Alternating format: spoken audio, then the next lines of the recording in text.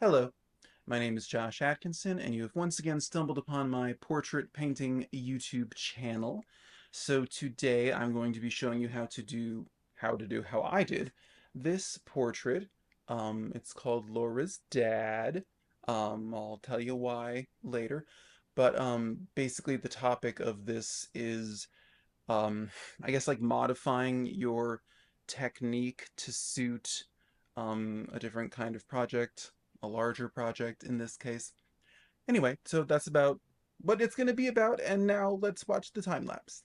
So here is the source image, and here's our time lapse. Okay, so as you can see, I am wiping away very thinned out paint, and yes, that is an old pair of boxer briefs.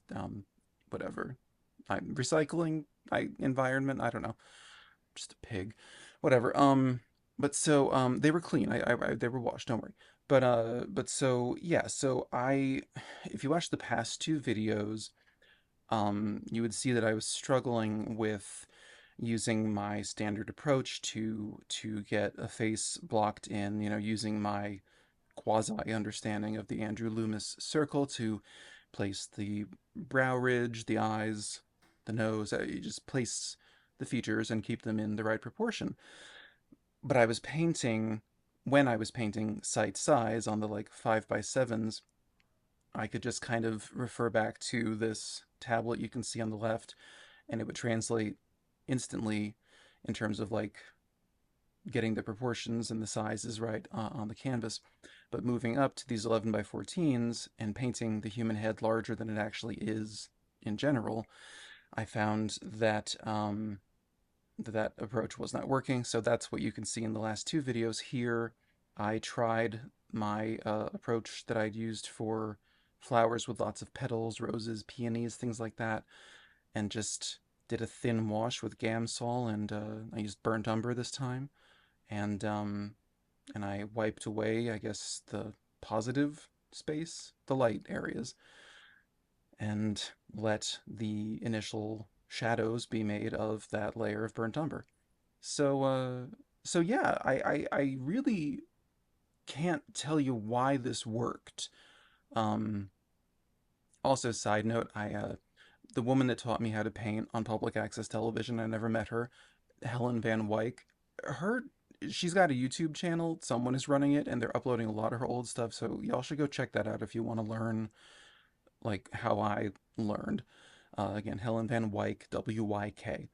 But I saw her last week. I was talking about how I didn't want to use a grid or proportional dividers or anything to translate my small source image to a larger painting, and I said that I wanted to paint as well as she did, and she didn't need them. Well, I watched a video um, the other day where she used a grid and she used a proportional divider, so my whole rationale is out the window.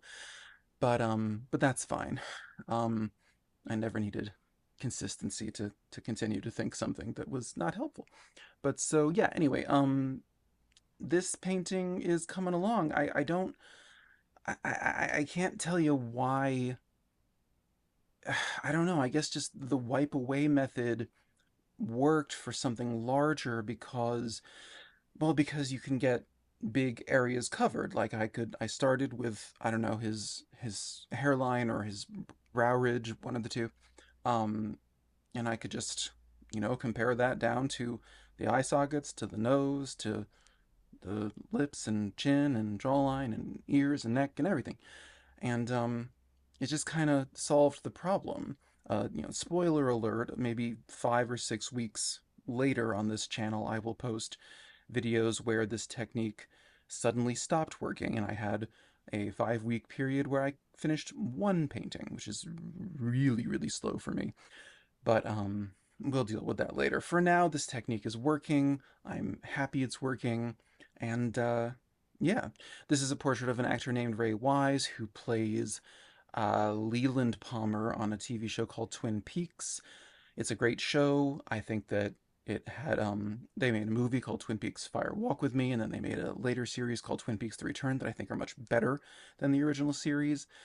Um, It's written and directed by David Lynch, who is my, my everything. I just think the absolute universe of him. Anyway, so this is called Laura's Dad because this character is Laura Palmer's father. So anyway, that's who I'm painting. You can see pretty clearly I'm finding cool opportunities for warm colors. Everything feels very warm already because I started from burnt umber, but I'm leaving these heavy oranges all over as the kind of mid-tones in like the wrinkles on his head and around his lips, like the areas that are going from the dark, like wrinkle, to the light next to it. Um, so yeah, that is generally what I do. Generally, I kind of have like a body tone, a mid tone, and then a shadow tone. So that's that's kind of how I do it. And then as the painting progresses, I'll start throwing in wacky greens and purples, and I can see some olive green around his the cheeks and maybe his forehead. I can see some maybe some permanent rose in his hair. Um, but so yeah, this was a triumphant day. I was like, wow, I got it to work this larger size. The background, I definitely do more with the background. It's not quite. I guess I'm coming to this place where I want backgrounds to continue the brush strokes of the subject. So the strokes of his skin, hair, like I kind of want them reflected everywhere. And so you can see I lighten it, and now I'm darkening that, and I'm working on his hair. Um, but anyway, I'm just saying I kind of like that. It gives it a sense of cohesion to have the same brush strokes applied to the subject and the background. So, because that's ultimately what I'm after is like the sense of motion that the brush strokes convey. And I want that to fill the entire canvas. And look at that, the time lapse is about to end. Yeah, this is my painting of Ray Wise, and I'm really happy with it. It is an 11 by 14 inch oil painting on canvas. So then, yes, this is how we arrived at this portrait of the actor Ray Wise from Twin Peaks, which I highly recommend. And yeah, so I'm experimenting with new techniques to address scale and, moving up from little paintings to medium paintings and eventually to big paintings.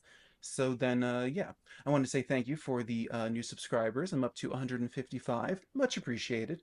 And if you enjoyed this video, then you may want to check out last week's video about this painting. And it also, well, it pretty clearly illustrated some of the struggles that I was having with transitioning from smaller to larger scale paintings. So, so yeah, there you go. I will see you in 7 days with another portrait, and have a lovely week until then. Okay, bye bye.